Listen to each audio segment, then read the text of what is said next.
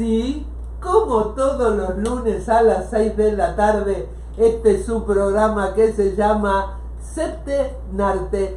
Idea y conducción, Gerardo Cruz Lara, por esta su radio por internet, magiclatinosvegas.org, la otra cara de Sin City, desde Las Vegas, Nevada, para el mundo. Buenos días, buenas tardes, buenas noches, en distintos puntos del planeta. ¿Qué tal? Muy buenas. Interesante el tema de hoy, ¿eh? Ay, el tema de hoy va a ser bien polémico también, pero hay mucho tema para cortar. Sí. Pero antes, este programa está patrocinado por la corporación Avalon, que da terapia psicológica a bajo costo y en español, con el único laboratorio de homeopatía en el estado de Nevada. Cualquier información, comunicarse al 702-569-6205, 702-569-6205, dejen mensajes de texto. También se hacen psicodiagnósticos para inmigración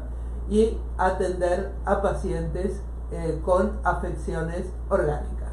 Ahora sí. Muy lindo bien. El tema de hoy, ¿eh? Pues sí, con todo lo que está pasando en el Vaticano. La película es Los dos papas, pero pues simplemente para poner en contexto todo lo que pasa en la película hay que hablar de un sinfín de cosas, ¿no? que es en lo que nos vamos a enfocar.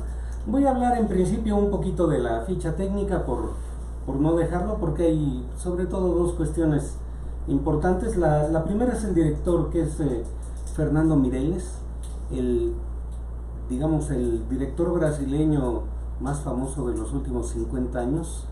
Él es el creador de quizás la película brasileña más importante en la historia del cine brasileño, que es La Ciudad de Dios.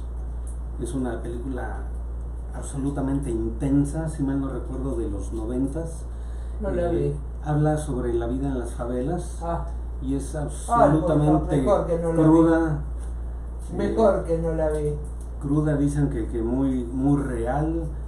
Y tiene... Yo que conocí la favela de Río de Janeiro, te puedo asegurar que la extrema pobreza de nuestros países latinoamericanos no tienen ni punto a comparación de lo que es una favela. Sí, es que en una favela se concentraban muchas cosas, no solo la pobreza, ¿no? Sino una serie de, no sé cómo decir, desviaciones. Totalmente. ¿No? Perversiones, retorcimientos, sí, una descomposición de la sociedad brasileña muy profunda, ¿no? Y todo eso lo refleja esta película de Fernando Meirelles, y es una película angustiosa, pero también esperanzadora, basada en los personajes que él decidió tomar para contar la historia, ¿no? Es una película que hay que ver, yo no sé si podría. Pues sí, es difícil de ver, es dura de ver, pero es una magnífica película. Y la otra parte que yo quisiera resaltar es los dos inmensos actores que participan en esta película de Los dos papas. Primero Jonathan Pryce, es un gran actor. Hizo de Perón en la ópera Evita. En Evita. Pero aparte tiene películas memorables. Es un actor que nunca ha tenido un papel así de esos super luminosos. Es cierto. Pero que es un gran actor que ha estado en no sé cuántas películas.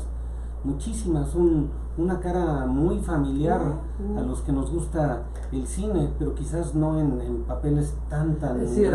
Es cierto. ¿No? Este es un gran papel, porque la película es más acerca de Francisco que de Benedicto. Y solo como acotación, cuando los nombre a ellos dos, que son los principales en esta historia, los voy a llamar por su nombre de papas, ¿no? Perfecto. Francisco y Benedicto, para no enredar demasiado las cosas, ¿no? Jonathan Pryce hace un magnífico Papa Francisco, ya en su etapa mayor, porque en la etapa de juventud utilizan otro actor que ya vamos a platicar un poquito sobre esa parte. Y las escenas más más bellas de esta película es las interacciones entre ellos dos, los diálogos, todo eso, ¿no? Tiene mucha profundidad lo que platican, pero también tiene mucha belleza ver esa interacción que se da entre los actores, porque no nos olvidemos de que la película es una película. Está basada en un libro que hizo un reportero que es un reportero de estos especialistas en el Vaticano. Ajá, pero el reportero mismo dice que su libro está basado en hechos reales, pero que en realidad es una novela, ¿no? Es decir, que tiene, no sé si mucho, pero una buena parte de ficción, ¿no? Entonces, por consecuencia, la película pues también tiene mucho de eso, ¿no? Y lo vamos a platicar. El segundo es Anthony Hopkins, ¿no? Pues tremendo. ¿Qué nos ha dicho de Anthony Hopkins? Ajá, pero Anthony Hopkins, uno lo recuerda pues por Hannibal Lecter, ¿no? Sí, pero tiene otras obras, tiene otras cosas memorables también. Claro, ¿no? Es un gran actor con mucha diversidad de personajes, ¿no? Pero tomando como referencia el más conocido, que es Hannibal Lecter. Hannibal Lecter es un personaje muy carismático, extremadamente carismático, muy extrovertido a su manera, a su forma, ¿no? Y con el Papa Benedicto es otra cosa, ¿no? Es un tipo más retraído, es un tipo que era un profundo estudioso de las doctrinas, sobre todo de la Iglesia católica, y era un tipo muy serio, ¿no? Era alemán y era alemán hasta la médula, ¿no? Era profundamente alemán en su manera de ser, ¿no? Pensando en el prototipo alemán que se tiene, ¿no? Y Anthony Hopkins lo crea a la perfección, ¿no? Muy serio, hasta en los momentos de gozo que hay en la película, es con una restricción a ese gozo muy frío, ¿no? Queriendo inclusive evitar cualquier cosa que lo saque de su centro, ¿no? De donde él está en control, ¿no? Donde él se siente bien, se siente seguro, y eso Anthony Hopkins lo da pero perfectamente, ¿no? Entonces es una película muy bien dirigida, bueno, como por consecuencia del director, y muy bien actuada, ¿no? Y es una historia que tiene mucho, y son dos personajes que tienen muchísimo, no solo como personajes, sino como historia, ¿no? Y con este, digamos, antecedente técnico, tú lo has visto, ¿no? Siempre yo me voy mucho sobre los personajes más que sobre la historia. Es cierto. En esta ocasión, la historia es tan grande, tan vasta, que a lo mejor tengo que utilizar mucha de la historia para poder exponer a los personajes, ¿no? Y la historia en mi opinión, de esta película empieza realmente con Paulo VI, ¿no? Paulo VI fue el último papa a la antigua, con absoluto control de todo.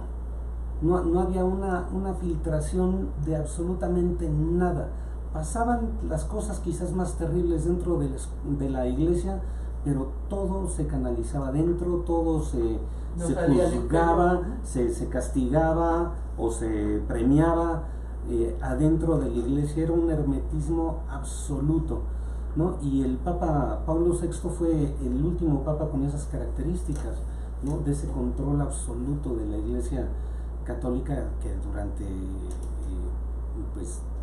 si no siglos, por lo menos muchas décadas se dio, ¿no? Inclusive con el papa anterior a Pablo VI, que fue Juan XXIII, que era el papa bueno, un papa muy querido por todos, el bonachón. Inclusive un papa como él tuvo el control absoluto de de la iglesia. Exacto. Bueno, al morir Paulo VI viene el surgimiento de una cuestión muy anormal en la historia de la iglesia católica, que se elige a un papa italiano que tomó el nombre de Juan Pablo I, no recuerdo su nombre. Sí, yo tampoco, ajá. que duró nada. Duró nada, era un papa introvertido, un papa socialista. Por eso hablando de tendencias políticas lo mataron. Ajá. Por eso Bueno, lo mataron. Hay, Nos está viendo León Gustavo Botello. ¿Qué tal? Bienvenido, gracias. Hay infinidad de versiones, ¿no? Y se hicieron muchas especulaciones al Pero respecto. aparte, en la última de El Padrino, el personaje de él lo hace Ras Balón y muestran que lo envenenaron. Así abiertamente. Era un padre que iba a vender el oro del Vaticano. A muchos les recordaba, no sé si han visto la película, perdón, de Las Sandalias del Pescador. Sí. Muchos decían que Las Sandalias del Pescador, el papa, un papa imaginario interpretado por Anthony Quinn, toma la decisión de vender todos los bienes del Vaticano en favor de eliminar la pobreza, ¿no? En el mundo. Es una película, ¿no? Obviamente. Sí, pero eso es de lo que se trata, un papelazo de Anthony Quinn. Anthony Quinn ha hecho papelazo como el Zorba griego y sí, maravilloso. Un gran actor, ¿no? Entonces había un temor muy grande de que Juan Pablo I hiciera eso. Entonces de ahí viene todo este tipo de lucubraciones, porque decir especulaciones es como de antemano decir que son mentira, y eso por lo menos yo no lo sé, ¿no? Entonces yo no sé qué tanto haya de verdad o de mentira. Yo te comento esto.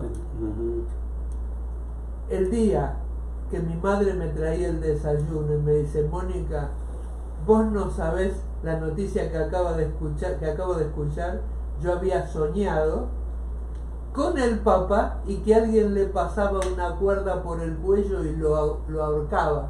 Y le digo: ¿mataron al Papa? Y mi mamá tiró la bandeja al piso porque yo recién me despertaba. ¿Para qué? No, eso está muy Para pesado. que lo tengas en cuenta, a mi madre se le cayó la bandeja. Wow. Pero bueno, como antecedente histórico, independientemente de que haya causado la muerte, él murió a los 30 días de haber asumido el trono, y bueno, esto trajo una convulsión, y en el conclave resultó muy fácilmente electo Juan Pablo II, el papa polaco Karol Wojtyla, ¿no?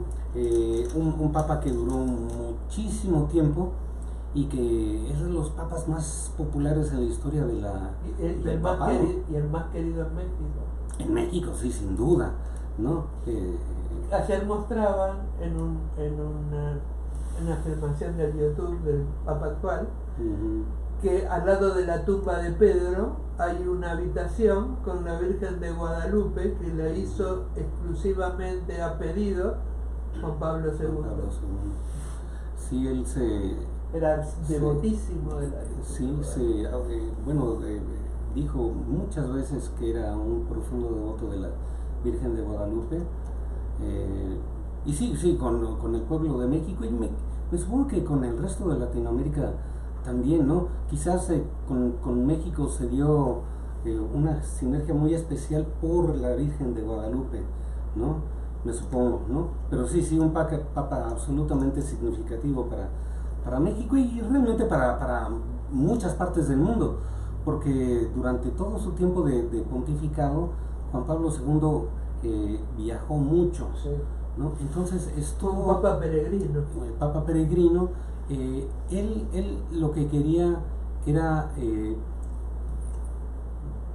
no recibir a los fieles como siempre había sido, sino él decía: quiero llevar la iglesia, no quiero que sepan que la iglesia está ahí, está con ellos, que la iglesia no está en el Vaticano, que la iglesia está en todos lados, ¿no? Quiero que todos se sientan partícipes de la iglesia, ¿no? Porque ya se notaba el fenómeno de que empezaba el catolicismo a reducir su número, ¿no? Entonces Juan Pablo II lo que él decía que estaba haciendo era una labor de evangelización, pero como papa, ¿no? Porque él la hizo como sacerdote y después como obispo, cardenal y todo eso, y dice, yo nunca dejé de hacerlo, ni siquiera siendo papa, ¿no? Entonces esa era una de sus motivaciones para viajar tanto, ¿no? Y aquí empieza la historia de uno de los dos personajes, de Benedicto, en ese tiempo Ratzinger, no es su apellido, pero digámosle Benedicto para no enredarnos tanto. Él en la época de Juan Pablo II, Juan Pablo él llegó a ser la mano derecha de Juan Pablo II en la parte doctrinaria, ¿no? Doctrina es esa parte de la iglesia que emite las, digamos, políticas o leyes de cómo se debe de llevar la religión católica en todos sus conceptos, ¿no?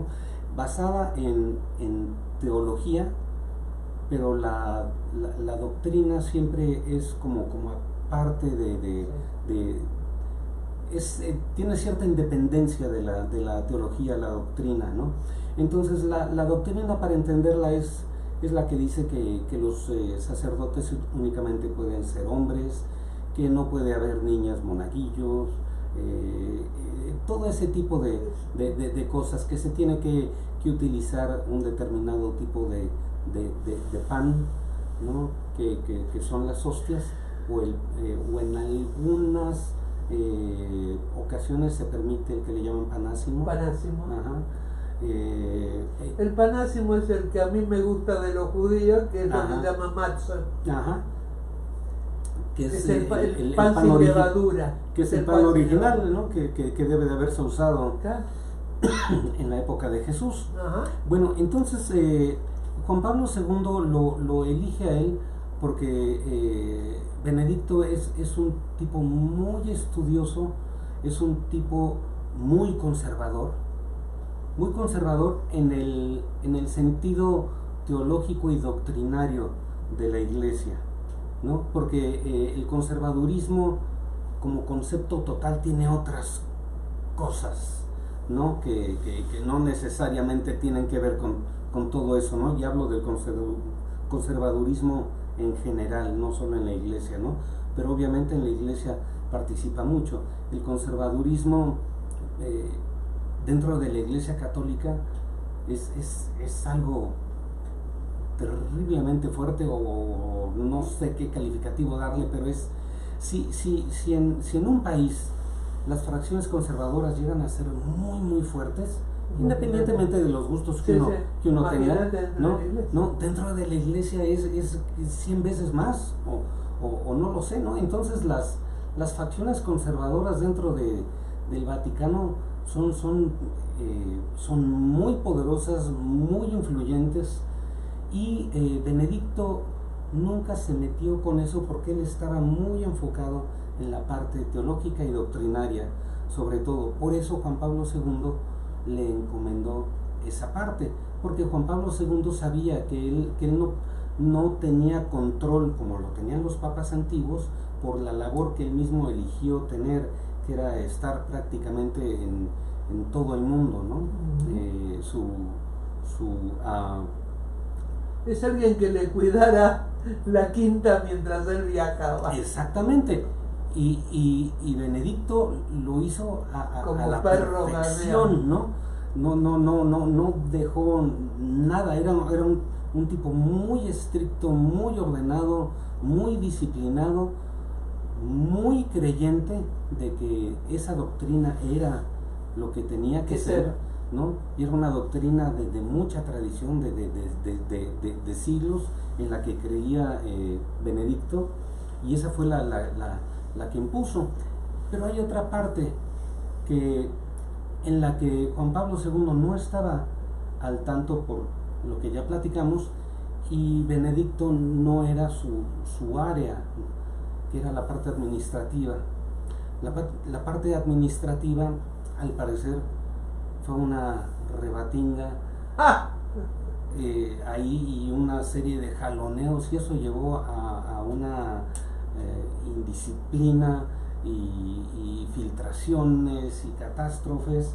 En el pontificado de Juan Pablo II fue cuando se dio la filtración del padre Maciel, de los legionarios de Cristo, ¿no? Que se dieron cuenta de que había hecho cosas terribles, que tenía muchas mujeres, tenía muchos hijos, que había obligado a muchísimos niños a tener relaciones con él, y toda esta parte tremenda, ¿no?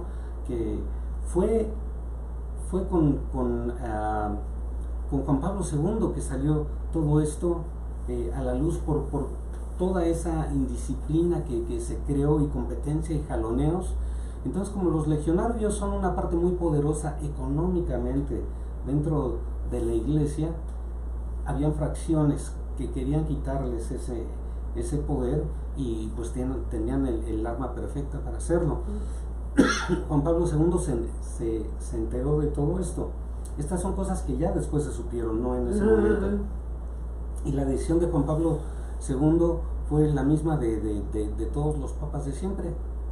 Esto se soluciona aquí adentro, nadie dice nada, ¿no? La ropa sucia se lava en casa. Y Maciel es una figura tan vistosa dentro de la jerarquía católica, que no vamos a decir nada, ¿no? Lo vamos a advertir de que ya se tranquilice y mete en orden a todo el mundo dentro de los legionarios, pero hasta ahí, ¿no? Esto a Benedicto no le acomodaba, ¿no? Porque Benedicto tenía un profundo amor por la iglesia, ¿no? Él creía profundamente y le tenía mucho amor a la iglesia, y él no podía entender cómo se podía permitir algo así, ¿no?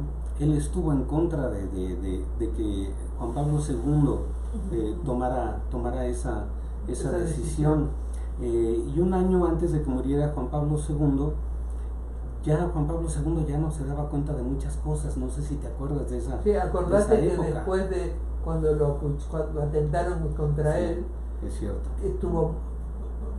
quedó muy mal. Sí, nunca se recuperó bien, ¿no? Entonces Janet Goki nos está viendo como todos los lunes. ¿Qué tal? Pues entonces Benedicto en ese momento inició una investigación que duró cierto tiempo, sobre qué había pasado realmente con Maciel y los legionarios de Cristo. Muere Juan Pablo II, y Juan Pablo II siempre había favorecido a Ratzinger, a Benedicto, como un sucesor idóneo, precisamente por lo estricto que era en la parte dogmática, ¿no? Juan Pablo II también pensaba que eso era lo que tenía que seguir haciendo la iglesia, ser muy conservadora en ese lado, y pensó que también tenía el carácter para poder meter en orden a todos los demás. Lo que pasa es que en su momento no tenía la posición para poder hacerlo. Nombran a Benedicto como papa, entra, y al año de que entró Benedicto es que él, ya con la investigación que él había iniciado 2 años antes, con toda la información en la mano, destapa todo lo que pasó con los legionarios de Cristo y pone en evidencia a Maciel, y se sabe toda el super escándalo que todo esto hizo, ¿no? Pero todo esto lo hizo Benedicto, ¿no? Y yo tengo recuerdos en ese entonces de que la sensación en todo el mundo era de que al que se le había salido de las manos era a Benedicto, ¿no? Cuando él fue la razón para que eso se diera a conocer, ¿no? Entonces Benedicto sí era un tipo duro y todo eso, pero era un hombre aparentemente que amaba profundamente a su iglesia, ¿no? Y que tenía su idea de lo que tenía que ser, y dentro de eso tenía que ser, no se podía permitir que pasara lo que pasó en los legionarios de Cristo. Y a través del papado de Benedicto fue que se empezó a destapar todo en todos lados, ¿no? Fue cuando él dijo: toda situación que haya de este tipo se tiene que evidenciar y curar, ¿no? Y fue cuando se destapó y salió todo lo que pasaba ya por todos lados, ¿no? Aquí en Estados Unidos, ¿cuántos hubieron? Creo que fueron más de 10, entre obispos y cardenales. Ve tú a saber, a nivel sacerdocio, los miles que han de haber habido. Imagínate. ¿No? Entonces, llega Benedicto, y aquí voy a poner una pausa en la historia de Benedicto, porque aquí es cuando tenemos que retomar la parte de Francisco, que es el segundo personaje de la película. Pero antes llegamos a los estrenos de la semana. Los estrenos de la semana. Y tengo nada más uno. A ver. Se llama Fight or Flight. Es una película de comedia, pero es más de acción que de comedia, es de acción cómica, digamos. En la que por alguna razón, no quiero vender mucha trama para que los que les interese la vayan a ver, muchos asesinos a sueldo y gente de ese tipo, gente que contratan para hacer trabajos de ese tipo, coinciden todos en un avión. O sea, parece que iba a haber una reunión o algo así. No estoy muy seguro, porque sí, no lo aclara mucho el trailer. Pero por alguna razón muchos coinciden en un avión, ¿no? Entonces, cada uno pertenece a diferentes mafias o gobiernos. Entonces empiezan a llegarles información de bueno, va a ir esta persona con la que tenemos conflicto, y entonces necesitamos que hagas esto y esto, y muchos de los asesinos que van en el avión empiezan a tener planes, ¿no? Entonces uno de ellos le dan información sobre el que es el personaje principal, y había que escabechárselo, ¿no? El personaje principal pues iba un poco en blanco, porque él no tenía instrucciones de nada en ese momento, pero pues el otro intenta matarlo, termina matándolo, ¿no? Pero a través de eso se empieza a hacer como una cadenita, y empiezan a pasar cosas en el avión, tratando siempre de que no se enteren de que eso está pasando, ¿no? Entonces, pues al parecer hay situaciones muy divertidas, mucha acción, muchas peleas, mucha sangre, mucha violencia. Pero se ve entretenida la película. ¿Son conocidos los actores? El actor principal es conocido, pero no recuerdo su nombre. No es de los super top, pero sí es alguien que he visto en otras películas, ¿no? Pero se ve bien. Si les gusta pasar un rato ese género para pasar el rato, yo creo que sí se van a divertir, porque se ve movidita la película, Fight or on Flight, ¿no? Es pelea en vuelo, ¿no? Digamos, esa vendría siendo más o menos la traducción. Bueno, volvemos a los personajes de la película de los dos papas, y hablamos ya de... Nos está viendo Coco. Coco, te mandamos un beso. Coco, ¿qué tal? Que estés muy bien, Coco. Bueno, hablemos de Jorge Bergoglio, es la forma correcta, que es el Papa Francisco, ¿no? Descendiente de italianos, obviamente. Descendiente de italianos. Por eso es el temperamento. Bueno, sí, descendiente de italianos, argentino. Cuando llegó a el papado era un hombre también profundamente latinoamericano, por consecuencia de lo argentino y por consecuencia de sus vivencias, ¿no? digo profundamente latinoamericano por las grandes cosas que compartimos los países latinoamericanos, sobre todo en las carencias, Totalmente. ¿no? Digamos. Totalmente. ¿No? Él le llegó, bueno, él siempre sintió la vocación, según como se presenta en la película y en un par de cosas que tuve la oportunidad de ver, pero nunca estuvo así como muy seguro hasta que llegó una cierta situación de que él ya se había comprometido con una muchacha, al parecer ya le había pedido que se casara con él, y tuvo... Que la conoció desde los 12 años. Desde los 12 años. Y los padres de ella se opusieron, y él le dijo que si no se casaba con ella se metía a sacerdote. Sí, ajá, pero esa no fue la razón, porque él ya había decidido no estar en sacerdocio, porque él decía, yo le he pedido a Dios que me dé una señal y esa señal no llega, entonces eso es señal de que no va por ahí, ¿no? Entonces por eso decidió pedirle a la muchacha que se casara con él, y en esa época pasa por una iglesia, siente un llamado, entra a la iglesia, está completamente vacía y nada más hay un padre que al ver lo que entra lo llama, ¿no? Y le dice, vente, Pablo, te voy a confesar, ¿no? Y el padre le dice, mira, yo me levanté en la mañana con una certidumbre de que tenía que venir a la iglesia a confesar a alguien, ¿no?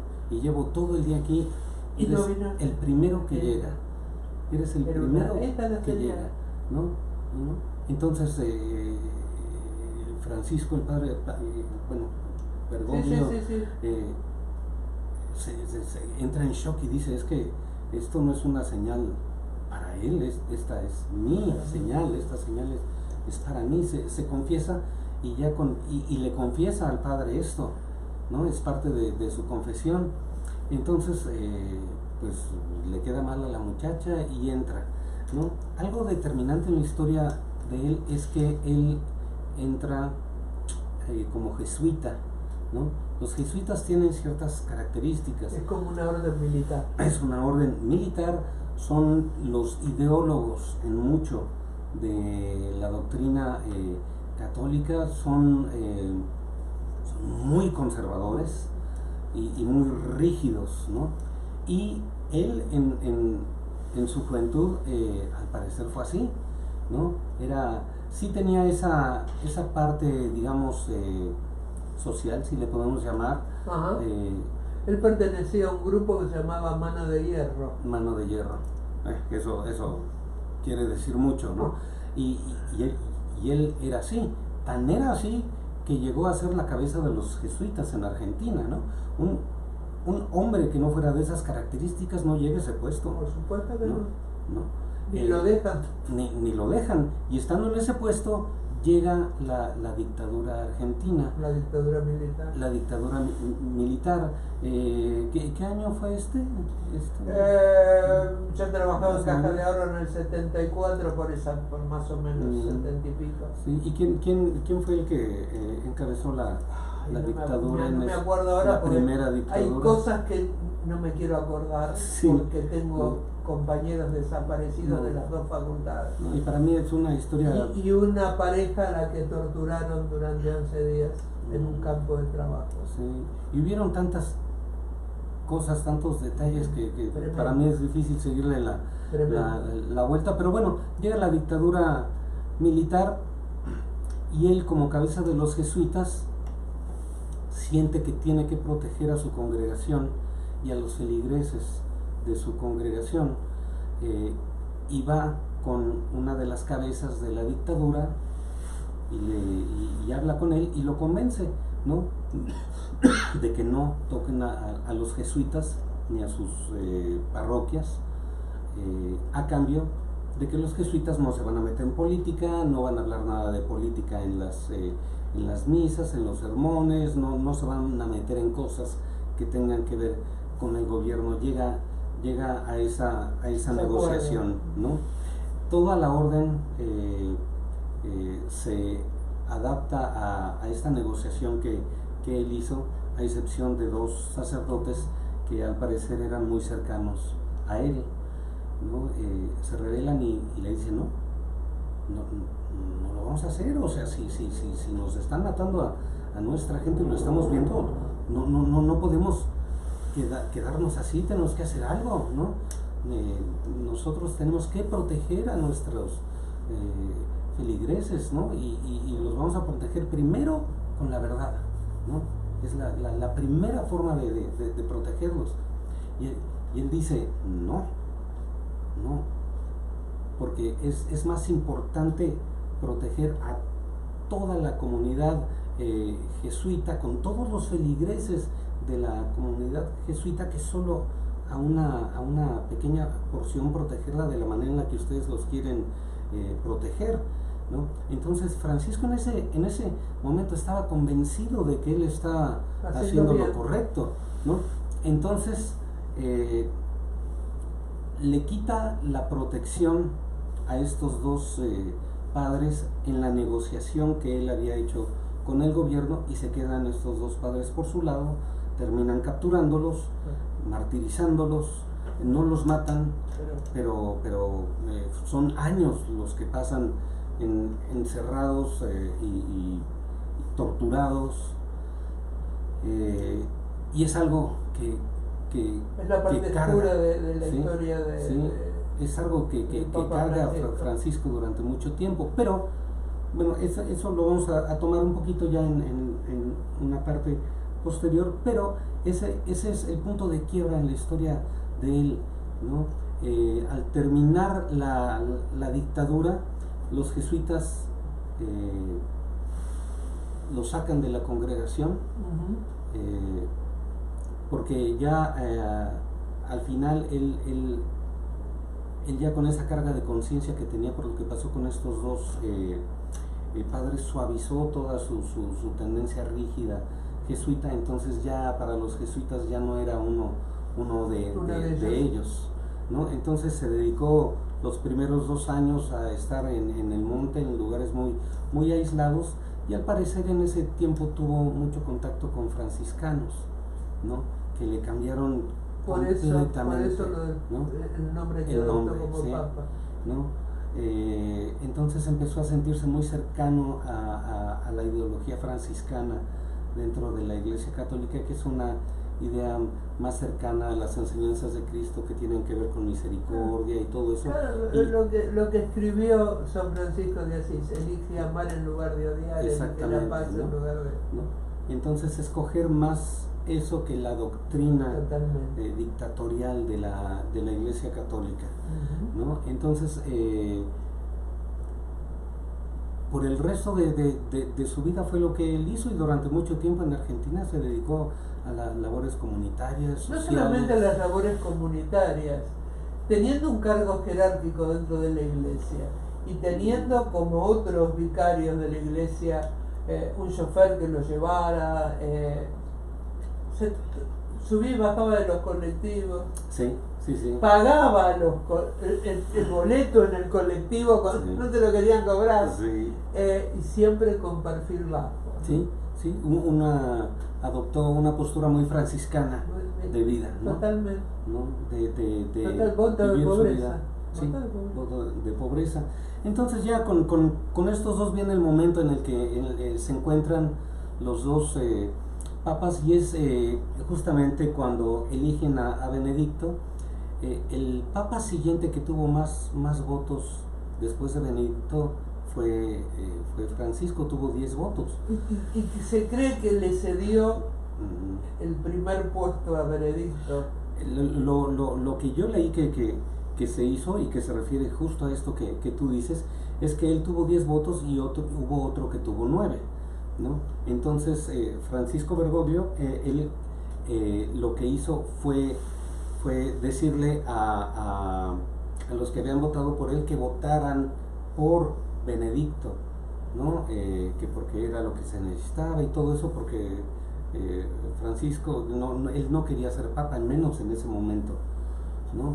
Entonces sí se dice que tuvo su influencia él para que finalmente en la segunda votación Benedicto saliera. Y bueno, fue papa y bueno, ya platicamos un poco de lo que hizo con los legionarios de Cristo y todo eso, y destapó la cloaca en muchas cosas. Se le salió de control, porque yo creo que él tampoco nunca pensó que fuera tanto, que fuera al nivel tan grande que fue, y él siendo un conservador, siempre habiéndose identificado del lado conservador, entró en conflicto con las fracciones conservadoras de la iglesia al hacer eso, y perdió su favor, y le empezaron a meter una presión impresionante, ¿no? Entonces esa presión al parecer fue lo primero que lo llevó a él a decir yo ya no puedo estar aquí, yo soy más perjudicial estando aquí que no estando, ¿no? Al parecer, en la realidad, la primera reunión que tienen ya como Benedicto, como Papa, y llegando Francisco a visitarlo, fue un tanto fortuita, no fue tan elaborada como se presenta en la película. Sí era con la intención de que el Papa le recibiera su renuncia, porque él quería renunciar, y porque también Francisco sentía que todo en lo que él creía, mientras estuviera Benedicto ahí, él no iba a poder hacer nada, porque era completamente posturas muy alejadas. Lo cierto es que sí tuvieron algunas reuniones privadas, no se sabe a ciencia cierta. Hay una escena en la película como que te da la idea que cada uno confiesa al otro, ¿no? Sí. Y es como que mi sensación, si es cierto o no es cierto, pero es lo que yo subo. Es como que el Papa Francisco le habla de lo que pasó con esos sacerdotes. Sí, lo que platicamos ahorita. Pero también el otro habla del pacto que se cree que tuvo con los nazis. Y en esa escena es que como que cada uno le confiesa a cada otro y le pide la ¿cómo se llama? La absolución de las cosas pesadas del pasado de cada uno, sí. ¿No? En el caso de Benedicto no fue una cuestión así tan clara, ¿no? como con Francisco, sino fue más bien un silencio cómplice, ¿no? Un no hacer nada, porque a Benedicto a él le tocó la etapa posguerra mundial, claro, ¿no? Toda esa formación, ¿no? Entonces él no le tocó la parte conflictiva con el nazismo, le tocó la parte posterior, ¿no? Pero parece que todavía en ese momento había muchas cosas acomodándose. Acuérdate que Alemania se dividió, ¿no? Claro. Entonces él realmente lo que hizo fue evadirse de todo eso en el estudio, ¿no? Entonces él lo que dice en la película es que él se arrepiente mucho de haberse evadido de esa forma, que ya después él reconoció que fue una forma de evadirse a las cosas que él estaba viendo, ¿no? Entonces fue parte de por lo que le pide la absolución a Francisco, ¿no? Otra parte que es muy bonita dentro de la película son sus interacciones. Por ejemplo, hay una parte en la que el Papa Benedicto toca el piano, ¿no? Y yo no sé si lo tocara al nivel que lo ponen en la película, pero es bellísimo cómo toca el piano, ¿no? Entonces ves ahí otra parte sensible de ese hombre de hielo, ¿no? Muy bonita. Y luego la escena final en la que piden pizza, unas fantas para tomar, y están viendo la final del mundial, justamente Alemania Argentina. Eso, las tres fuentes que consulté, todas dicen que eso nunca pasó, ¿no? Que es una cosa muy bonita que se ve en la película. Sí, porque no creo que en el Vaticano permitan esas cosas. Uno de ellos lo que menciona y dice que la fuente más real es fue el mismo Papa Francisco, porque él varias veces dijo que él la última vez que vio televisión fue en los 90s, ¿no? O sea, ni siquiera vino por Benedicto, vino por Francisco, ¿no? Claro, que supuestamente fue el que quería que se viera la televisión y ver los partidos y pedir la pizza y todo eso, ¿no? Pero esos momentos en la película son muy bonitos momentos, ¿no? Sobre todo con estos caracteres tan dispares, ¿no? Y todo eso como película es una obra muy bonita, vale mucho la pena verla. Hay que ver a dos actores en la cúspide de su talento, el trabajo de un muy buen director. Y como al final quería yo nada más conectar todo esto al último evento, la muerte de Francisco.